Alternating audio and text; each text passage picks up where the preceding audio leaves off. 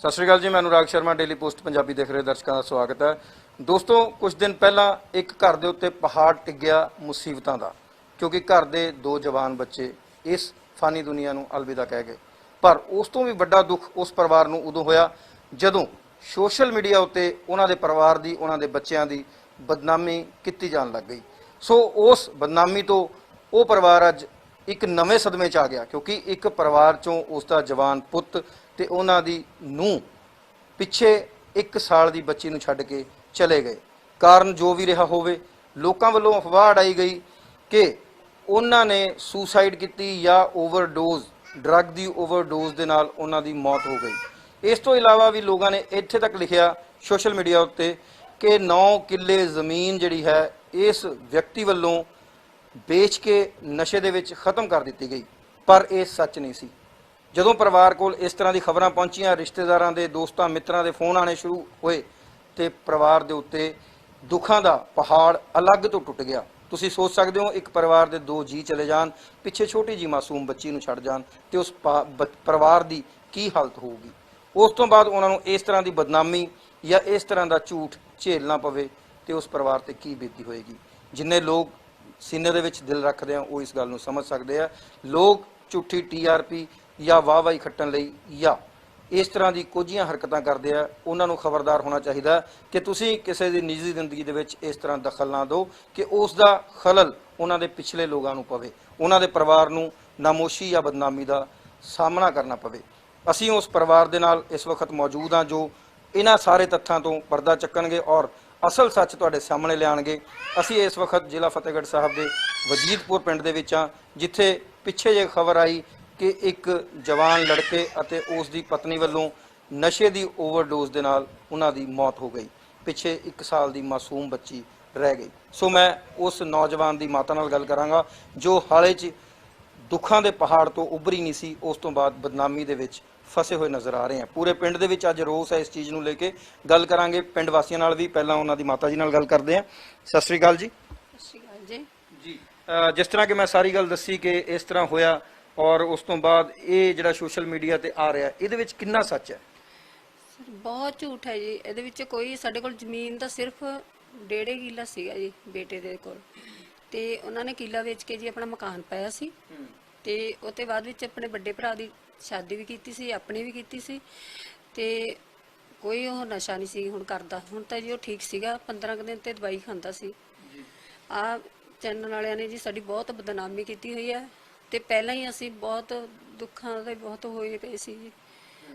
ਇੱਕ ਬੇਟਾ ਚਲੇ ਗਿਆ ਘਰ ਤੋਂ, ਇੱਕ ਨੂੰਹ ਚਲੇ ਗਈ ਜੀ, ਛੋਟੀ ਜੀ ਬੇਟੀ ਹੈ ਜੀ, ਇਹਨੂੰ ਹੁਣ ਮੈਂ ਪਾਲਣਾ ਵੀ ਹੈ ਜੀ ਇਹਨੂੰ। ਬਹੁਤ ਜੀ ਮੈਨੂੰ ਦੁੱਖ ਲੱਗਿਆ ਜਿਹੜਾ ਮੈਨੂੰ ਆ ਬਦਨਾਮ ਕੀਤਾ ਇਹਨਾਂ ਨੇ। बिल्कुल तुसीं देख सकते हो कि माँ अपने पुत की गम दे विच हजे बोल भी नहीं पा रही चज नाल। तुहानूं मैं दस्सां कि सोशल मीडिया ते अफवाह आ रही है कि 9 किले बहुत वड्डी गल हुंदी है। 9 किले इन्हां दा कहना है कि साडे कोल टोटल ही 1.5 पौने 2 किला सी, जिहदे विचों 1 किला वेचिया सी, उस दे विच मकान भी पाया ते 2 विआह भी कीते। सो दोस्तों, उन्हां लोगों नूं सोचना चाहिए जो बिना सोचे समझे किसी भी गल नूं नशर कर दिंदे या लिख दिंदे या बोल दिंदे आ। क्योंकि माँ दा कहना यह है कि मुंडा चाहे नशे करदा सी पर पिछले 15-20 दिनों तो उस नशे नूं छड्डण दी कोशिश दे विच सी, दवाइयां खा रहा सी। वो ट्रीटमेंट ले रहे सी जी।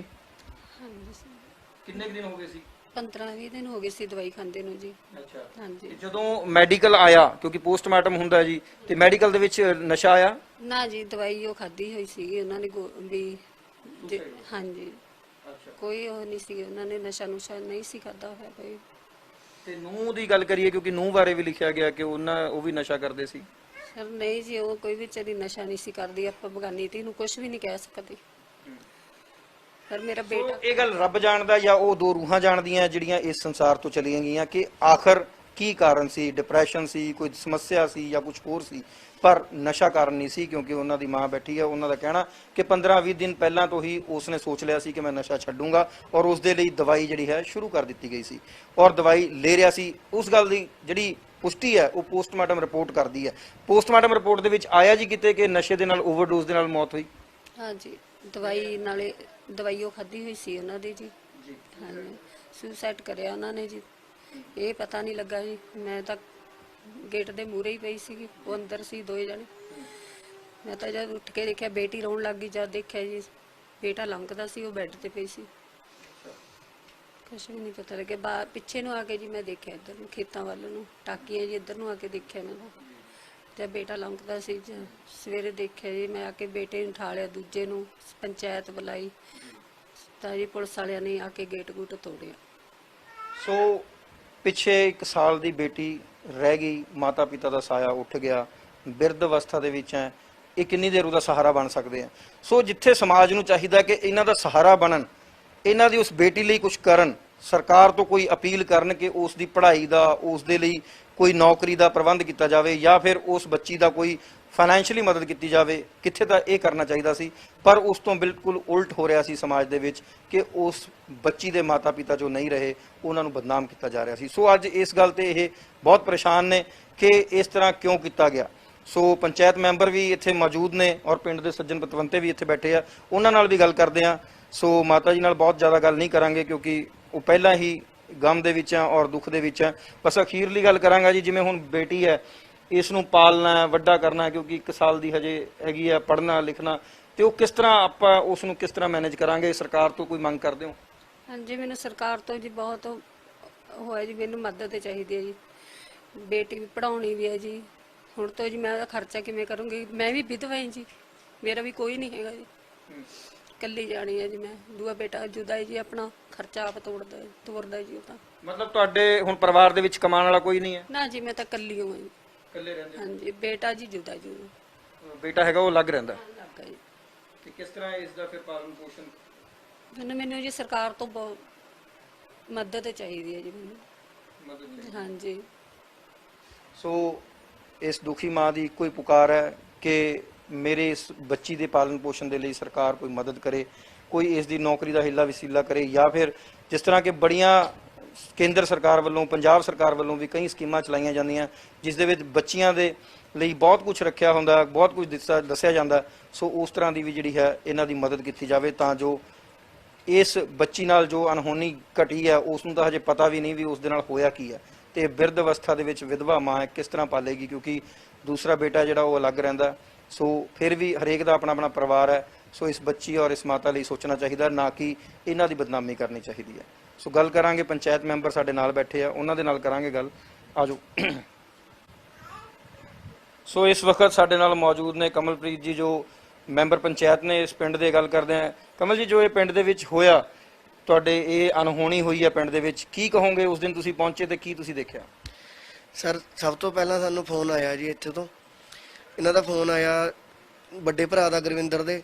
ਸਾਰੀ ਪੰਚਾਇਤ ਆਈ ਜਦੋਂ ਉਰੇ, ਅਸੀਂ ਆ ਕੇ ਦੇਖਿਆ ਇੱਧਰ ਨੂੰ ਸੀਸਾ ਪੱਟ ਕੇ, ਤੇ ਗੁਰਵਿੰਦਰ ਉਰੇ ਲਮਕ ਰਿਹਾ ਸੀਗਾ ਤੇ ਉਹਦੀ ਵਾਈਫ ਉਰੇ ਪਈ ਸੀਗੀ, ਨਾਲ ਹੀ ਬੈੱਡ ਸੀਗੇ। ਤੇ ਉਹ ਤੋਂ ਬਾਅਦ ਅਸੀਂ ਥਾਣਾ ਸਦਰ ਆਪਣੇ ਥਾਣੇ ਫੋਨ ਕਰਿਆ ਤੇ ਪੁਲਿਸ ਵਾਲਿਆਂ ਨੇ ਆ ਕੇ ਜੀ ਮੌਕਾ ਦੇਖ ਕੇ ਦਰਵਾਜ਼ਾ ਉਹਨਾਂ ਨੇ ਆਪ ਖੋਲ੍ਹਿਆ ਜੀ। ਸਾਰਿਆਂ ਨੇ ਮੌਕਾ ਦੇਖਿਆ, ਉਹਨਾਂ ਨੇ ਸੁਸਾਈਡ ਕਰਿਆ ਵਾ ਸੀਗਾ ਜੀ। ਹਾਂਜੀ, ਇਹ ਬਾਕੀ ਜਿਹੜੀਆਂ ਸਾਰੀਆਂ ਅਫਵਾਹਾਂ ਉਡਾਈ ਜਾਂਦੀਆਂ ਜੀ 9 ਕਿੱਲੇ ਵਾਲੀ, ਜੋ ਕੁਝ ਵੀ, ਇਦਾਂ ਦੀ ਕੋਈ ਗੱਲ ਨਹੀਂ ਸੀਗੀ।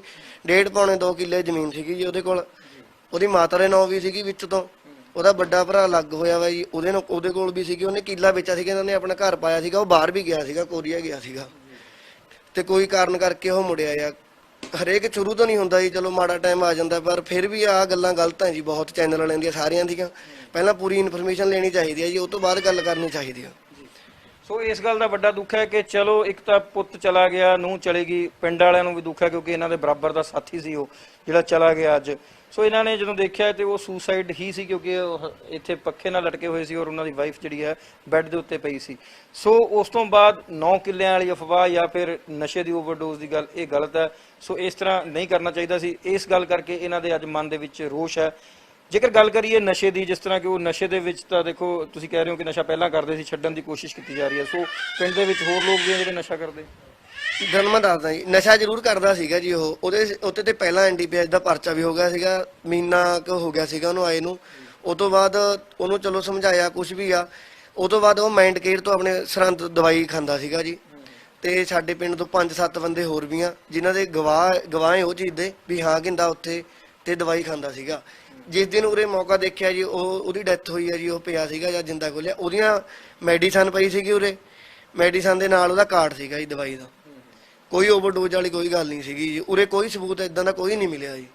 ਤੇ ਜੇਕਰ ਗੱਲ ਕਰ ਲਈਏ ਜਿਸ ਤਰ੍ਹਾਂ ਤੁਸੀਂ ਕਹਿ ਰਹੇ ਹੋ ਦਵਾਈ ਖਾਂਦੇ ਸੀ ਤੇ ਛੱਡਣ ਦੀ ਕੋਸ਼ਿਸ਼ ਕਰ ਰਹੇ ਸੀ, ਨਾਲ ਨਾਲ ਉਹਨਾਂ ਦੀ ਘਰਵਾਲੀ ਦੇ ਲਈ ਵੀ ਕਿਹਾ ਜਾ ਰਿਹਾ ਕਿ ਉਹ ਵੀ ਨਸ਼ਾ ਕਰਦੀ ਸੀ। ਦੇਖੋ ਜਿਹੜੀ ਚੀਜ਼ ਆਪਾਂ ਕਦੇ ਦੇਖਿਓ ਨਹੀਂ ਜੀ ਉਹਨੂੰ ਆਪਾਂ ਕਿਵੇਂ ਕਹਿ ਸਕਦੇ ਹਾਂ ਜੀ, ਕੋਈ ਕਿਵੇਂ ਕਰ ਸਕਦਾ। ਅੱਜ ਤੱਕ ਨਾ ਤਾਂ ਅਸੀਂ ਸੁਣਿਆ ਸੀਗਾ ਜੀ, ਨਾ ਕਦੇ ਵਿਚਾਰੀ ਦੇਖੀ ਹੈ ਜੀ।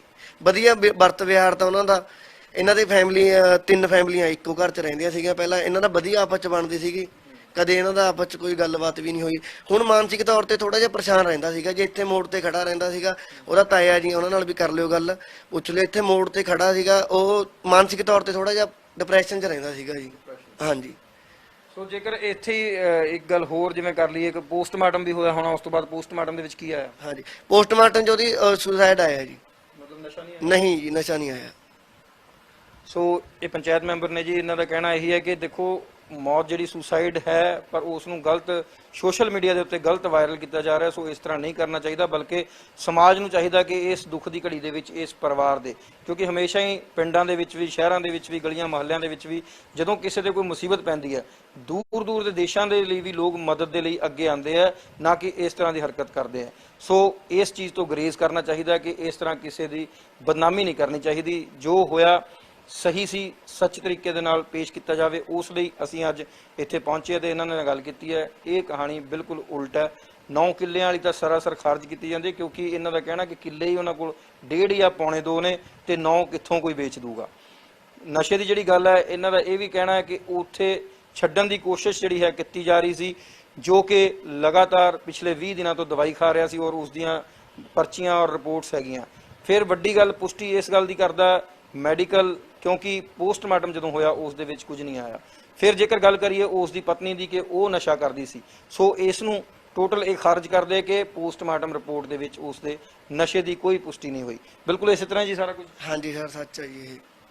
ਸੋ ਗੱਲ ਕਰਾਂਗੇ ਸੁਸਾਇਡ ਕੋਈ ਜ਼ਰੂਰੀ ਥੋੜੀ ਹੈ ਜੀ। ਬਹੁਤ ਤਰ੍ਹਾਂ ਦੇ ਲੋਕ ਆ ਜਿਨ੍ਹਾਂ ਨੇ ਅੱਜ ਤੱਕ ਨਸ਼ਾ ਟੱਚ ਨਹੀਂ ਕਰਿਆ, ਉਹ ਵੀ ਸੁਸਾਇਡ ਕਰ ਲੈਂਦੇ ਆ ਜੀ।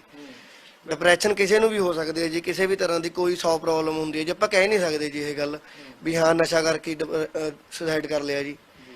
ਠੀਕ ਆ ਨਾ ਜੀ, ਇਹ ਤਾਂ ਆਪਾਂ ਮੰਨਦੇ ਹਾਂ ਗੱਲ ਵੀ ਹਾਂ ਕਰ ਲਿਆ ਹੋਣਾ ਜੀ, ਉਹਨੇ ਨਸ਼ਾ ਕਰ ਲਿਆ ਹੋਣਾ, ਪਰ ਇਹ ਗੱਲ ਨਹੀਂ ਨਾ ਹੈਗੀ ਸੱਚ ਵੀ 9 ਕਿੱਲੇ ਵੇਚਤੇ ਜੀ। ਹਾਲਾਂਕਿ ਨਾਲ ਦੀ ਨਾਲ ਉਹਦਾ ਮੈਡੀਸਨ ਵੀ ਚੱਲਦਾ ਸੀਗਾ ਜੀ। ਠੀਕ ਹੈ ਜੀ, ਹਾਂਜੀ, ਸ਼ੁਕਰੀਆ ਜੀ ਗੱਲ ਕਰਨ ਦੇ ਲਈ।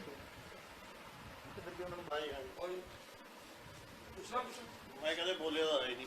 ਫਿਰ ਨਾ ਪਤਾ ਕੀ ਤੁਸੀਂ ਬੋਲ ਦਿਓ ਜੀ, ਤੁਸੀਂ ਦੋ ਗੱਲਾਂ ਹੀ ਬੋਲ ਦਿਓ ਸਿਰਫ ਵੀ। ਸੋ ਇਸ ਪਰਿਵਾਰ ਦੇ ਨਾਲ ਪਰਿਵਾਰਕ ਜਿਨ੍ਹਾਂ ਦੇ ਰਿਸ਼ਤੇ ਆ ਉਹ ਸਾਡੇ ਨਾਲ ਮੌਜੂਦ ਨੇ, ਨਾਲ ਦੇ ਪਿੰਡ ਤੋਂ ਸਰਪੰਚ ਨੇ ਬਲਵੀਰ ਸਿੰਘ ਜੀ, ਉਹਨਾਂ ਨਾਲ ਗੱਲ ਕਰਦੇ ਆ। ਕੀ ਕਹਿਣਾ ਚਾਹੋਗੇ ਜੀ ਇਸ तमाम ਜਿਹੜੀ ਘਟਨਾ ਹੋਈ ਆ ਔਰ ਪਰਿਵਾਰ ਦੇ ਨਾਲ ਐਡਾ ਵੱਡਾ ਦੁੱਖ ਵਾਪਰਿਆ? ਮੈਂ ਤਾਂ ਇਹੀ ਬੇਨਤੀ ਕਰਦਾ ਵੀ ਅਣਹੋਣੀ ਘਟਨਾ ਹੋਈ ਹੈ, ਪਰਿਵਾਰ ਚੋਂ 2 ਜੀ ਚਲੇ ਗਏ, ਸਦਮੇ 'ਚ ਹੈ ਪਰਿਵਾਰ। ਔਰ ਉਹ ਜਿਹੜੀ ਉਸ ਬੱਚੀ ਦਾ ਮਾਂ ਨਹੀਂ, ਪਿਓ ਨਹੀਂ, ਉਹਨੂੰ ਸਰਕਾਰ ਨੂੰ ਸੈਸ਼ਨ 'ਚ ਮਤਾ ਪਾਉਣਾ ਚਾਹੀਦਾ ਵੀ ਕੋਈ ਵੀ ਸਰਕਾਰ ਆਵੇ, ਜਦੋਂ ਉਹਦੀ ਏਜ ਹੋਵੇ ਉਹਨੂੰ ਨੌਕਰੀ ਤੇ ਉਹਦੀ ਐਜੂਕੇਸ਼ਨ ਫ੍ਰੀ ਹੋਣੀ ਚਾਹੀਦੀ ਹੈ। ਹੋਰ ਸੰਸਥਾ ਨੂੰ ਮੈਂ ਬੇਨਤੀ ਕਰਦਾ ਕੋਈ ਵੀ ਮਦਦ ਲਈ ਆਵੇ, ਇਸ ਬੱਚੀ ਲਈ ਕੋਈ ਸੋਚਿਆ ਜਾਵੇ। ਆਪਾਂ ਹੋਰ ਕਈ ਜਗ੍ਹਾ ਦੇਖ ਲਓ ਕੋਈ ਸੰਸਥਾ ਹੈਲਪ ਕਰਦੇ ਨੇ, ਪਰ ਇਸ ਬੱਚੀ ਦੀ ਹੈਲਪ ਹੋਣੀ ਚਾਹੀਦੀ ਜੀ। ਬਹੁਤ ਬਹੁਤ ਸ਼ੁਕਰੀਆ। ਸੋ ਇਹੀ ਗੱਲ ਅਸੀਂ ਆਪਣੇ ਮਾਧਿਅਮ ਰਾਹੀਂ ਕਹਾਂਗੇ ਕਿ ਲੋਕ ਜੋ ਸੰਸਥਾਵਾਂ ਨੇ ਜਾਂ ਸਰਕਾਰ ਹੈ ਜਾਂ ਕੁਝ ਇੰਡੀਵਿਜੂਅਲ ਲੋਕ ਨੇ ਜੋ ਦੁੱਖ ਦੀ ਘੜੀ ਦੇ ਵਿੱਚ ਲੋਕਾਂ ਦੇ ਮੋਢੇ ਨਾਲ ਮੋਢਾ ਲਾ ਕੇ ਖੜਦੇ ਆ, ਉਹਨਾਂ ਦੀ ਪੁਰਜ਼ੋਰ ਮਦਦ ਕਰਦੇ ਆ। ਸੋ ਅਸੀਂ ਵੀ ਆਪਣੇ ਮਾਧਿਅਮ ਰਾਹੀਂ ਇਹ ਅਪੀਲ ਕਰਾਂਗੇ ਕਿ ਇਸ ਪਰਿਵਾਰ ਦੇ ਉੱਤੇ ਦੁੱਖਾਂ ਦਾ ਜਿਹੜਾ ਪਹਾੜ ਗਿਰਿਆ, ਉਸ ਤੋਂ ਬਾਅਦ ਅੱਜ ਵੀ ਪਰਿਵਾਰ ਸਦਮੇ ਦੇ ਵਿੱਚ ਹੈ। ਸੋ ਇਸ ਪਰਿਵਾਰ ਦੀ ਮਦਦ ਕੀਤੀ ਜਾਵੇ, ਉਸ 1 ਸਾਲ ਦੀ ਬੱਚੀ ਦੀ ਮਦਦ ਕੀਤੀ ਜਾਵੇ ਜਿਸ ਨੂੰ ਹਜੇ ਤੱਕ ਇਹ ਵੀ ਨਹੀਂ ਪਤਾ ਕਿ ਇਸ ਸੰਸਾਰ ਦੇ ਵਿੱਚ ਹੁਣ ਉਸ ਦਾ ਕੋਈ ਨਹੀਂ ਰਿਹਾ। ਸਿਰਫ ਇੱਕ ਬਿਰਧ ਔਰ ਵਿਧਵਾ ਦਾਦੀ ਹੈ, ਉਹ ਉਸ ਦਾ ਪਾਲਣ ਪੋਸ਼ਣ ਜਾਂ ਉਸ ਨੂੰ ਪੜ੍ਹਾ ਲਿਖਾ ਕੇ ਇੱਕ ਨੌਕਰੀ ਤੱਕ ਜਾਂ ਇੱਕ ਅੱਛੇ ਜੀਵਨ ਤੱਕ ਕਿਸ ਤਰ੍ਹਾਂ ਪਹੁੰਚਾ ਪਾਏਗੀ, ਕਿਉਂਕਿ ਕਮਾਉਣ ਵਾਲਾ ਇਸ ਪਰਿਵਾਰ ਦੇ ਵਿੱਚ ਹੁਣ ਕੋਈ ਵੀ ਨਹੀਂ ਰਿਹਾ। ਸੋ ਅੱਧੇ ਕਿੱਲੇ ਦੀ ਖੇਤੀ ਦੇ ਨਾਲ ਵੀ ਇੱਕ ਬੱਚੇ ਨੂੰ ਪੜ੍ਹਾਉਣਾ ਜਾਂ ਪਾਲਣਾ ਬਹੁਤ ਮੁਸ਼ਕਲ ਹੈ। ਸੋ ਜਿੰਨੇ ਵੀ ਲੋਕ ਦੂਸਰਿਆਂ ਦੀ ਮਦਦ ਕਰਦੇ ਆ, ਚਾਹੇ ਉਹ ਸਮਾਜਿਕ ਸੰਸਥਾਵਾਂ ਨੇ, ਚਾਹੇ ਸਰਕਾਰੀ ਸੰਸਥਾਵਾਂ ਨੇ, ਚਾਹੇ ਕੋਈ ਹੋਰ ਦਾਨੀ ਸੱਜਣ ਹੈ, ਅਸੀਂ ਉਹਨਾਂ ਨੂੰ ਵੀ ਬੇਨਤੀ ਕਰਾਂਗੇ ਕਿ ਇਸ ਪਰਿਵਾਰ ਦੀ ਮਦਦ ਕੀਤੀ ਜਾਵੇ।